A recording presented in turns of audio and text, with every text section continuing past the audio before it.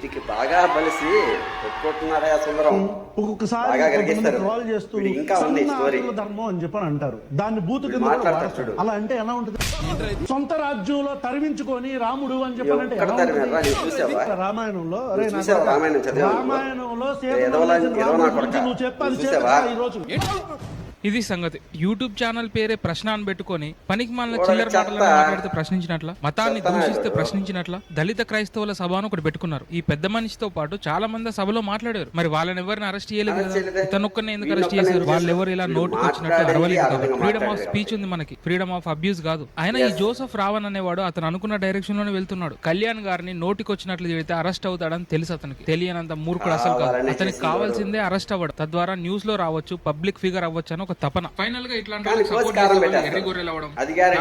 Explanation అందరికి time తప్ప ఇలాంటి వాళ్ళతో పైసా ఉపయోగం ఉండదు.